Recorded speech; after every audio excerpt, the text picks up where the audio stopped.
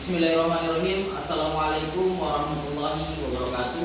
Waalaikumsalam warahmatullahi wabarakatuh. Alhamdulillahirabbil alamin wa bihi nasta'in wa ala umuri dunya waddin.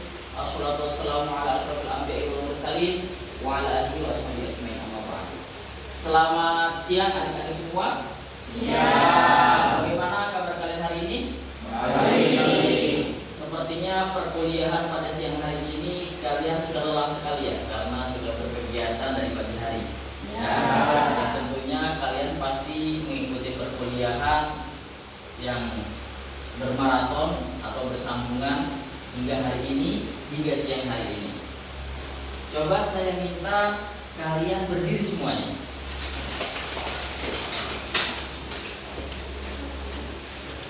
Baik, di sini kalian ambil terus aja dong, tolong dikencingin dulu. Kencingin dulu. Ini yang siapa? Yang pakai masker? Maskernya dibuka saja. Tidak usah malu, tidak usah malu. Nah, ya, oke.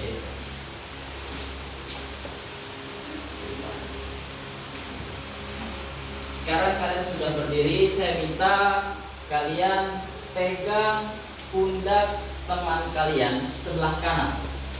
Kalau yang paling kanan berarti cukup tegak saja. Nah, oke, sudah semua? Sudah. Ini berkaitan dengan mata kuliah yang akan saya sampaikan hari ini. Oke, sekarang kalian tepuk pundak teman kalian dengan perkataan yang ikuti dari saya. Oke? Bisa dipahami? Bisa. Sekarang sambil tepuk. Halo temanku. Halo temanku. Aku adalah mahasiswa manajemen dakwah. Aku adalah mahasiswa manajemen dakwah. Suatu hari nanti, aku akan menjadi seorang pemimpin. Aku akan menjadi seorang pemimpin. Oke, aplaus untuk kita semua. Silakan. Oke. Hari ini merupakan pertemuan kelima di perkuliahan kita, yakni perkuliahan manajemen organisasi dan kelembagaan Islam 2. Nah, di sini sudah saya tampilkan di proyektor. Di pertemuan kelima ini sesuai dengan RPS yang sudah saya buat, rancangan pembelajaran semester berkaitan dengan konsep kepemimpinan. Apalagi di sini adik-adik semua mata kuliahnya atau jurusannya berkaitan dengan manajemen dakwah. Ada yang tahu konsep kepemimpinan atau pemimpin itu seperti apa? Silakan. Oke, ini agak terus. Nanti kalau saya bilang begitu, kalian angkat tangan, bebas mau sampaikan apapun. Oke?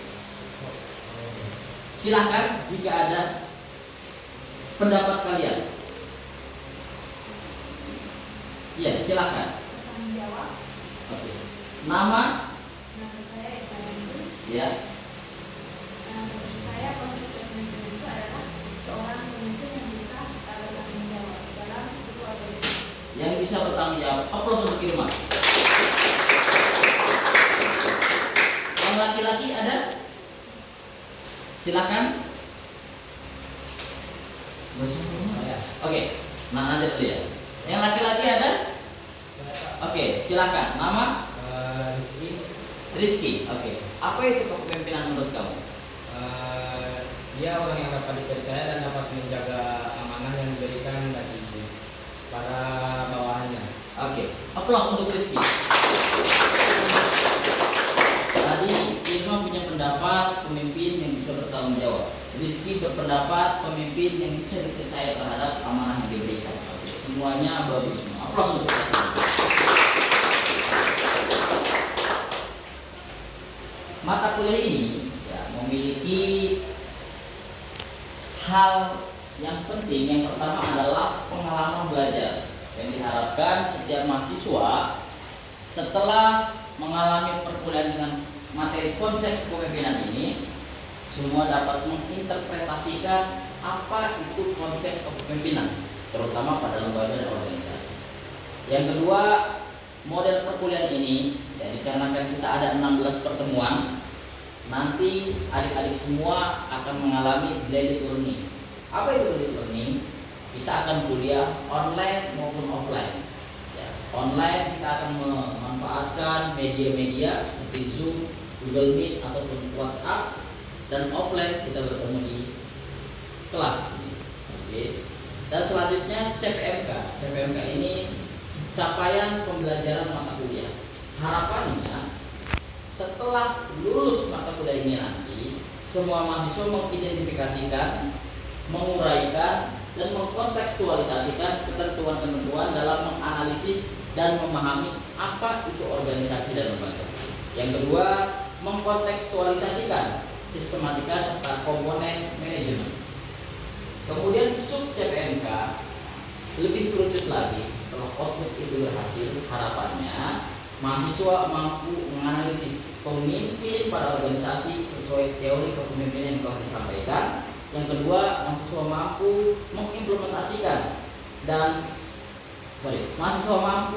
mengimplementasikan tipologi dan komponen-komponen manajemen dalam organisasi dan lembaga. Kita lanjut masuk ke dalam materi. Konsep kepemimpinan, ada dua hal yang akan kita bahas. Yang pertama adalah apa itu kepemimpinan? What is leadership? Dan yang kedua adalah perkembangan teori kepemimpinan transformasional. Saya napas dulu ya. Ambil aja terus, nanti kan saya. Oke. Nanti kalian nggak usah tegang sekali ya. Terus andaikan kita ngalir saja. Kalau nanti kalian ada ingin bertanya, langsung bertanya. Ya, nanti yang bertanya saya minta berdiri dan sebutkan nama. Oke, langsung saja kita mengalir.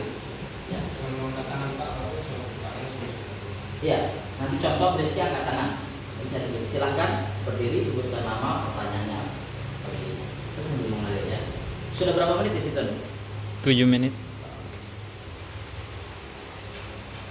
Oke, kita lanjut.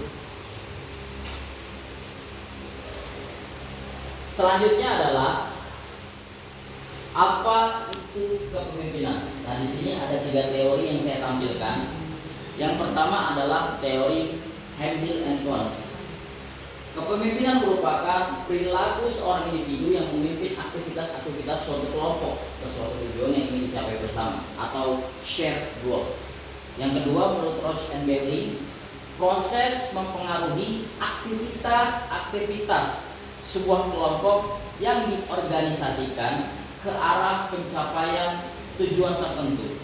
Dan yang terakhir adalah menurut Jacob and Davis, sebuah proses memberi arti, pengaruh yang berarti terhadap suatu usaha kolektif, usaha bersama, dan yang mengakibatkan kesediaan untuk melakukan usaha yang diinginkan untuk mencapai sasaran tertentu. Kesimpulannya, kepemimpinan adalah aktivitas yang dilakukan oleh pemimpin sebagai koordinator yang memiliki garis koordinasi terhadap anggota-anggotanya untuk menyelenggarakan suatu kegiatan yang mana bertujuan untuk kesuksesan bersama. Jika ada pertanyaan nanti silahkan disampaikan. Kita lanjut. Selanjutnya adalah perkembangan teori kepemimpinan transformasional. Oke, di sini ada 2 teori yang saya tampilkan. Yang pertama menurut Weber dan yang kedua menurut Burns. Weber menyampaikan teori kepemimpinan transformasional merupakan otoritas para pemimpin karismatik bergantung pada kualitas luar biasa yang mereka miliki yang membuat mereka menonjol pada yang lain. Para pemimpin ini sering muncul di masa krisis dan mempengaruhi orang lain untuk mengikuti mereka. Saya cut dulu. Sidik ngambil videonya jangan di sana terus ya, ke arah saya juga begitu. Oke? Nah, aktifnya juga. Nanti silakan keliling, nggak usah menetap di situ terus. Oke? Kita lanjut. Nah, berkaitan dengan teori ini seperti contohnya Adolf Hitler. Ya. Tahu Adolf Hitler? Ada yang tidak tahu? Oh, silakan. Tidak tahu? Oke. Tahu? Tidak tahu Pak. Oke. Adolf Hitler itu salah satu pemimpin di kebangsaan Jerman. Atau kalian pernah dengar Nazi? Nah, di masa Perang Dunia II ada tokoh penting di negara Jerman yang membelah Jerman Barat dan Jerman Timur. Yang satu itu Perang Dunia II, Jerman memiliki fasis atau memiliki kelompok tertentu kerjasama dengan Turki dan Jepang untuk melawan sekutunya, yakni Inggris dan lainnya. Itu adalah salah satu contoh pemimpin yang mampu mempengaruhi karena otoritasnya sebagai pemimpin. Artinya, kamu punya kuasa dulu, baru kamu bisa mempengaruhi mereka. Itulah pemimpin. Itu menurut Weber. Atau seperti Mao Zedong, pernah dengar Mao Zedong? Mao Zedong merupakan tokoh komunis pertama di RRC atau sekarang RRT, Republik Rakyat Tiongkok, yang hari ini dipimpin oleh Xi Jinping. Kalau dulu pertama tokohnya Mao Zedong. Atau seperti Soekarno. Siapa yang tidak kenal Soekarno di sini? Kalau yang kenal kebangetan. Ya, seperti Soekarno. Beliau memimpin jadi presiden baru bisa menyampaikan pengaruhnya. Kalau dulu beliau sebelum jadi presiden apakah bisa? Tidak. Bahkan hadir tokoh-tokoh pemimpin lainnya seperti Syahrir, ya Sultan Syahrir, atau Tan Malaka, atau Cokro Aminoto atau sebagainya. Tapi ketika beliau menjadi presiden, siapa yang tidak patuh kepada beliau? Itu adalah kepemimpinan yang dikarenakan otoritas yang dimiliki oleh pemimpin. Kemudian menurut Burns, kepemimpinan transformasional merupakan proses mempengaruhi sehingga terjadi perubahan besar terhadap sikap, nilai, dan kepercayaan yang diinternalisasikan pada tujuan organisasi dan visi pemimpin itu sendiri. Dikarenakan pengikut harus mencapai kinerja dan harapan yang sewajarnya. Artinya, menurut Burns, pemimpin transformasional itu dikarenakan harus ada outputnya dulu, harus ada hasilnya dulu, baru dia dinyatakan pemimpin yang berpengaruh. Bukan hanya dia bisa bicara, tapi ketika dia bicara, semua anggota itu bisa merubah sikapnya, merubah nilai-nilai kehidupannya, bahkan kepercayaannya. Contoh tadi seperti Mao Zedong, dia pemimpin, tapi dia bisa mempengaruhi rakyat Cina sehingga berhaluan komunis, sosialis. Bahkan di dunia hari ini negara yang terbesar sosialis atau komunis adalah Cina. Nah, artinya dia adalah pemimpin transformasional.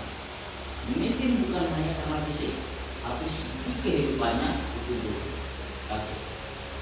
Sekarang sebelum saya lanjut, saya minta adik-adik semua berdiri.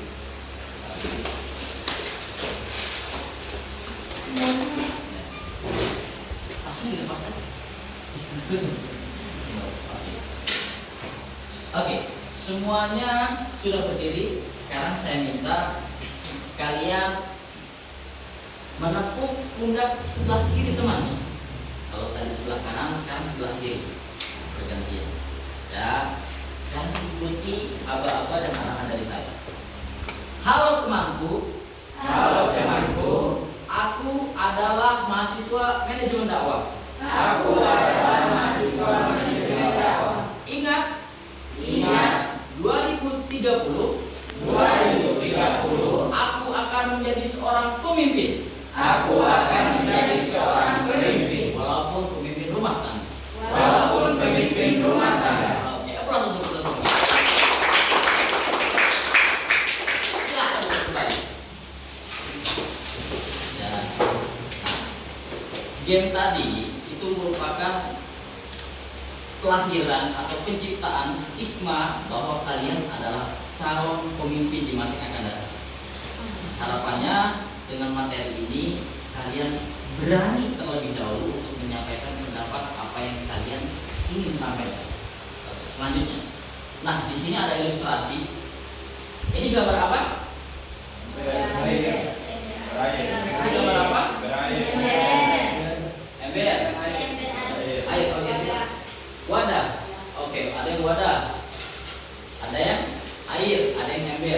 yang betul. Ya. Di sini ada ilustrasi ember yang memiliki air penuh atau ember yang berisikan air penuh hingga kalau kita lihat tumpah-tumpah dia. Ya. Nah, di sini mengilustrasikan bahwa wadah itu adalah organisasi atau lembaga. Nah, pemimpin adalah setetes air yang tumpah pertama kali dan diikuti air-air lainnya adalah anggotanya. Ketika air itu mencapai penuh dengan berbagai aktivitas, berbagai kegiatan, berbagai ide gagasan yang sudah disampaikan dalam organisasi tersebut, ya, pasti dia akan mengalami seperti itu, tumpah, keluar airnya karena berlebihan. Hal itu juga dapat melihat apakah air itu makin hari makin jernih atau makin hari makin keruh. Ketika pemimpin membawa pengaruh yang baik, membawa pengaruh yang jernih, membawa pengaruh yang positif, maka air tersebut akan terus jernih. Tapi kalau dia ember tersebut ditaruh di luar untuk minum sapi atau untuk tanah air hujan dan ternyata kotor, seperti layaknya pemimpin memiliki gagasan yang buruk, attitude yang buruk, sikap yang buruk, pengaruh yang buruk, maka akan membawa dampak yang buruk juga terhadap organisasi. Artinya, pemimpin menentukan organisasi itu akan berhasil, akan baik outputnya, atau akan buruk outputnya. Keruh jernih tergantung kalian para calon pemimpin, bukan tergantung anggotanya. Bisa dipahami sampai sekian? Oke, kita lanjut. Nah, sudah berapa menit? 17. 17. Oke, kepemimpinan transformasional. Selanjutnya adalah di sini ada teori Olga Epitropika dalam karya Junaida. Kepemimpinan transformasional dalam organisasi itu ada 6 hal penting yang disampaikan. Yang pertama adalah kinerja organisasi. Pemimpin transformasional harus memperhatikan kinerja organisasi. Karena apa? Secara signifikan pemimpin itu berpengaruh bagaimana anggotanya bisa bekerja dengan baik. Yang kedua, orientasi pasar dan kepuasan. Pemimpin itu harus secara positif mengkoneksikan apa laba atau keuntungan yang diperoleh oleh organisasi dan apa kepuasan para stakeholder. Seperti contohnya kalian ikut di organisasi NU Nahdlatul Ulama. Apa yang diberikan kepada NU? Apa yang diberikan kepada masyarakat dengan kegiatan-kegiatannya dan apakah masyarakat puas terhadap kegiatannya? Atau seperti Muhammadiyah punya rumah sakit Aisyah, Aisyah, rumah sakit Khadijah, Siti Khadijah. Seperti Muhammadiyah memiliki rumah sakit Siti Khadijah. Muhammadiyah mengimplementasikan bahwa pelayanan kepada masyarakat itu bukan hanya semata-mata atau bisa dilakukan dengan berbagai aspek. Salah satunya adalah kesehatan. Kenapa? Membuka rumah sakit. Rumah sakit tersebut tujuannya apa? Pasti akan berpikir harus mendapatkan keuntungan. Orang sakit bayar. Apakah gratis? Tidak. Walaupun BPJS berarti negara yang bayar kepada rumah sakit tersebut. Walaupun masyarakat tidak bayar. Nah, ketika rumah sakit tersebut memperoleh keuntungan, berarti orang yang sakit, orang yang masuk terdaftar sebagai pasien harus mendapat pelayanan yang terbaik. Itu yang harus dipikir oleh seorang pemimpin. Bukan hanya berdiri saja bangunannya, tapi ada laba yang diperoleh dan ada kepuasan yang dihasilkan oleh masyarakat. Kemudian yang ketiga adalah komitmen. Membangkitkan komitmen para anggotanya terhadap organisasi. Satu tujuan bersama, satu kegiatan yang sama untuk hal yang positif bersama. Kemudian yang keempat adalah kepercayaan. Meningkatkan kepercayaan pekerja dalam manajemen dan perilaku keseharian organisasi. Artinya anggota harus percaya pada pemimpinnya agar pemimpin bisa melakukan hal, ide, gagasan dan mengeksplor kegiatan yang dia miliki, dan pemimpin harus percaya kepada anggotanya agar dia dapat mengeksplor seluruh tenaganya dan hal-hal yang positif untuk kemajuan bersama. Yang kelima adalah kepuasan kerja. kepuasan kerja meningkatkan kepuasan melalui pekerjaan dan pemimpin. Kalau kalian hidup dalam organisasi, jangan berpikir yang puas adalah ketuanya saja. Kalian yang organisasi, yang anggota juga harus merasakan kepuasan. Apa yang saya peroleh dalam organisasi? Kalau kalian tidak peroleh apa-apa, lebih baik tinggalkan. Artinya apa? Organisasi itu untuk kesejahteraan bersama, berkaitan yang keenam, mengurangi stres para pekerja dan meningkatkan kesejahteraan. Kalau dalam organisasi dan lembaga kalian tidak puas, bagaimana organisasi itu mau berjalan dengan baik? Karena apa? 10 anggota, 1 pemimpin, semuanya harus sama-sama berpikiran positif dan berkegiatan yang positif. Oke. Selanjutnya, pemimpin transformasional harus memiliki 2 gagasan penting dalam kehidupannya yang harus diimplementasikan pada masyarakat atau organisasi. Yang pertama adalah pemimpin harus mengubah, dan kedua, pemimpin memotivasi para pengikutnya. Karena apa?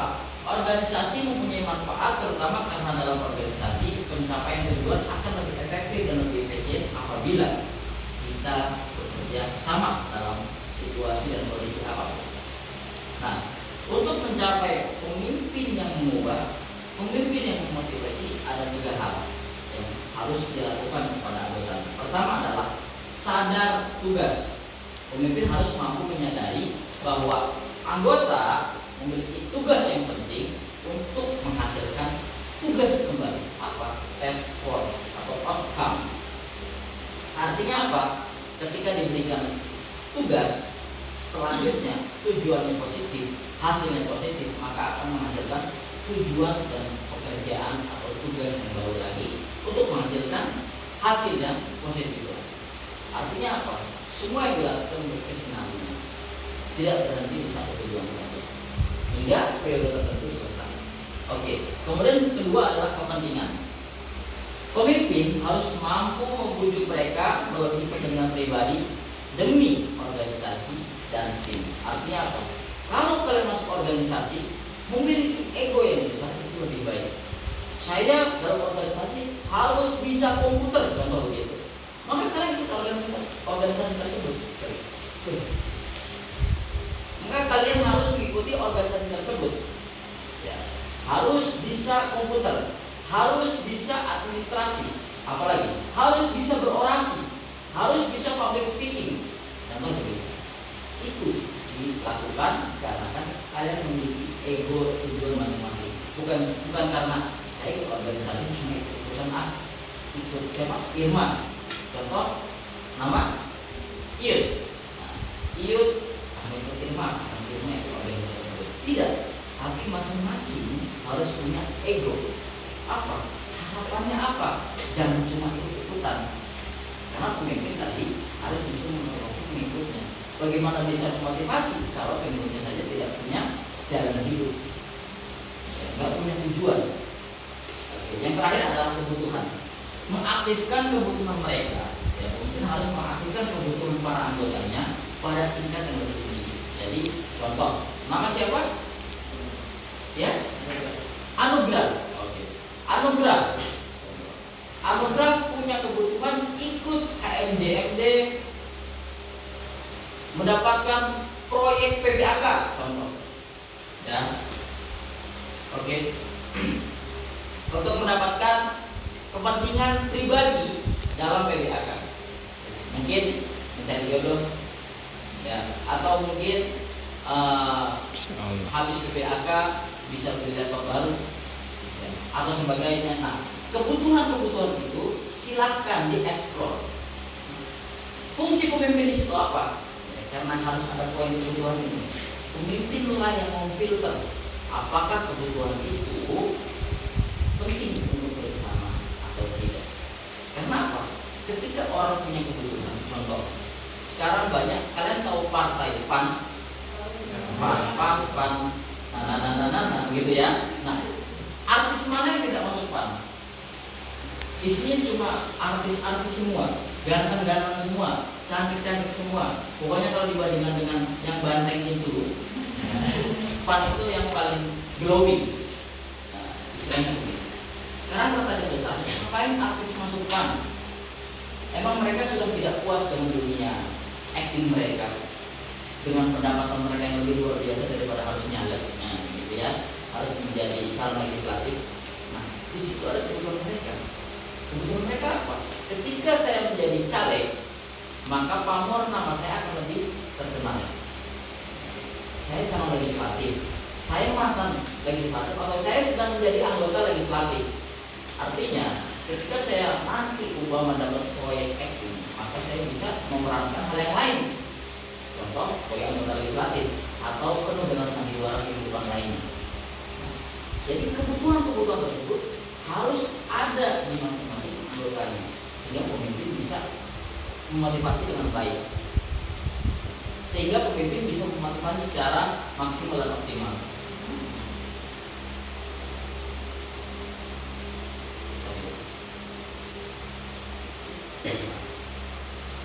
Dari contoh tadi, Partai PAN, kita bisa melihat bahwa dalam organisasi partai itu, ketika banyak orang yang memiliki kebutuhan, memiliki kepentingan, pemimpin akan semakin gembira. Apa? Karena ada semangat untuk sama-sama berjuang. Kalau satu orang punya semangat, berarti ada kemungkinan satu orang membawa 1.000 suara, 10.000 suara. Karena apa? Dia akan turun lapangan, melakukan hal yang positif dan paling energik dan mengeksplor kegiatan mereka. Itu pemimpin harus mengubah dan memotivasi pengikut dari sadar tugas, kepentingan. Oke. Baik, perkuliahan kita, manajemen organisasi dan kelembagaan Islam 2 berkaitan dengan konsep kepemimpinan mungkin sampai di sini saja. Dan jika ada pertanyaan, silahkan disampaikan karena kita akan bertemu kembali di pertemuan ke-16. Karena kita akan bertemu kembali di pertemuan ke-6 pada mata kuliah ini. Silahkan jika ada pertanyaan, jika tidak ada maka akan saya akhiri. Silahkan. Silahkan, kalau Anda mau bertanya boleh dipikir dulu, nggak apa-apa. Videonya dilanjutkan setelah itu baru diakhiri. Udah berapa menit? 27 Pak. 27.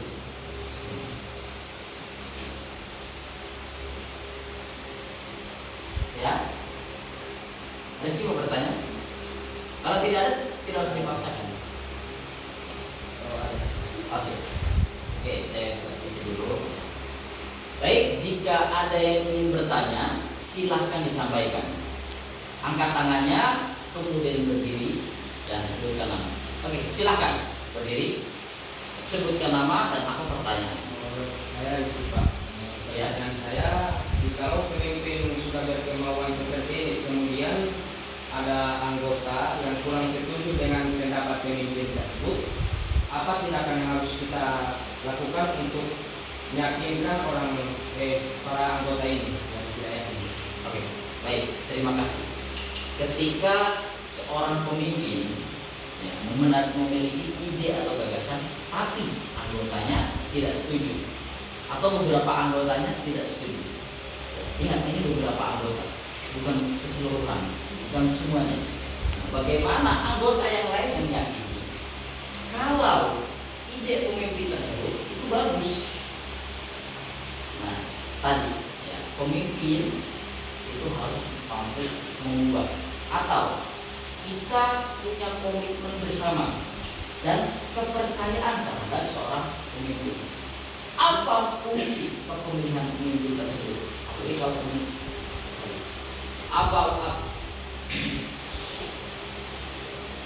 Apalagi kalau pemimpin tersebut dipilih secara demokrasi. Artinya itu kehendak rakyat, kehendak anggota atau milik bersama. Kecuali pemimpin tersebut dipilih oleh pemimpin di atasnya. Contoh, kalau di sini kampus ada rektor, ada dekan, ada kajur dipilih oleh dekan, dipilih oleh rektor. Nah, artinya apa? Tidak ada sisi demokrasi, hanya karena kepemimpinan vertikal saja. Ketika anggota ada yang tidak percaya, maka fungsinya adalah kepercayaan tadi, ya, dan komitmen bersama yang kalian miliki itu harus dihadirkan. Terutama kepercayaan. Ketika kalian percaya terhadap pemimpin, maka pemimpin pun harus percaya kepada anggota.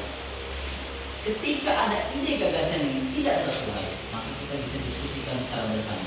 apakah tidak sesuai yang tersebut? Ketika itu baik, apakah kita salah untuk menerima kebaikan tersebut? Ketika kita buruk, apakah kita tidak bisa mengubah hal yang buruk itu menjadi lebih baik?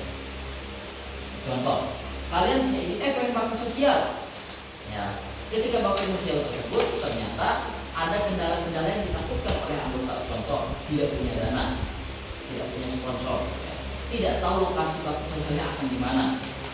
Ketiga, mungkin karena mahasiswa berbenturan dengan waktu perkuliahan, maka kalian bisa mencari pilihan. Oke, bakti sosial bagus, maka kita adakan di luar kampus, di waktu di luar perkuliahan dengan anggota sponsor, contoh bantuan dari luar atau iuran keanggotaan. Jadi hal-hal yang buruk bisa kita ubah image-nya menjadi lebih baik, atau hal yang baik bisa kita lanjutkan.